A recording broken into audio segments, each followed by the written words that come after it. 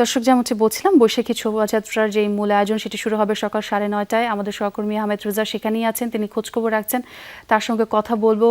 রেজা, নিশ্চয়ই আমাকে শুনতে পাচ্ছেন? আমরা বিপুল সংখ্যক জনসমাগম দেখছি, অনেক মানুষ রয়েছেন সেখানে।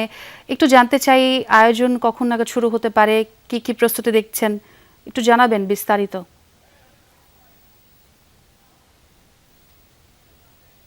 ছোঁয়া আসলে যে মঙ্গল শোভাযাত্রাটি অর্থাৎ বৈশাখী শোভাযাত্রা এবারের যে আয়োজন সেটি আসলে শুরু হয়েছে 1433-এর যেই শোভাযাত্রা বৈশাখী শোভাযাত্রা সেটি আসলে শুরু হয়েছে জাতীয় সঙ্গীতের মাধ্যমে। একটু আগেই সেই শোভাযাত্রার উদ্বোধন নিতাই রায় চৌধুরী এবং একই সাথে ছিলেন ঢাকা বিশ্ববিদ্যালয়ের ভিসি।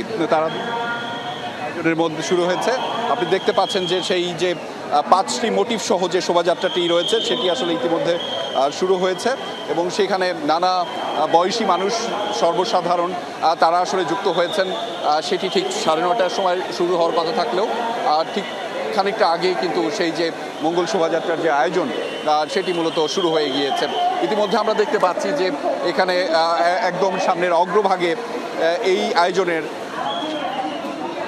নেতৃত্ব দিচ্ছেন মূলত সংস্কৃতি মন্ত্রী নিতাই রায় চৌধুরী। তার পাশেই রয়েছেন ঢাকা বিশ্ববিদ্যালয়ের ভিসি এবং তার সাথে রয়েছেন সেই বিশ্ববিদ্যালয়ের আর অন্যান্য কর্মকর্তারা। এবং একদম মিছিলের অগ্রভাগে যদি আপনাদের জানাতে চাই, মিছিলের অগ্রভাগে, এই শোভাযাত্রার অগ্রভাগে রয়েছে পুলিশের অশ্বারোহী একটি বাহিনী এবং সেই অশ্বারোহী দল এবং তারপর পরেই ঢাকা বিশ্ববিদ্যালয়ের শিক্ষার্থীরা, তারা মূলত বাংলাদেশের জাতীয় পতাকা হাতে নিয়ে এই শোভাযাত্রায় অংশগ্রহণ করেছে। দেখছেন আপনারা যে উৎসব মুখর আয়োজনে, সেই আয়োজনে সামিল হয়েছে, সারথি হয়েছে পুরো ঢাকার মানুষ। যে আয়োজন আসলে মূলত ঐতিহ্যের, যে আয়োজন আসলে মূলত ধারাবাহিকতার, যে বাংলাদেশের যেই আয়োজন মূলত বাংলার গৌরবের, এবং সেই ক্রমান্বয়ে বছরের পর বছর সেই যে আয়োজন সেটি আসলে করা হচ্ছে এই ঢাকা বিশ্ববিদ্যালয়ের চারুকলা প্রাঙ্গণ থেকে। যেটি এবারের আয়োজনে বলা হয়েছে যে এবারের প্রতিপাদ্যটি হচ্ছে নববর্ষের ঐকতান, গণতন্ত্রের পুনরুত্থান।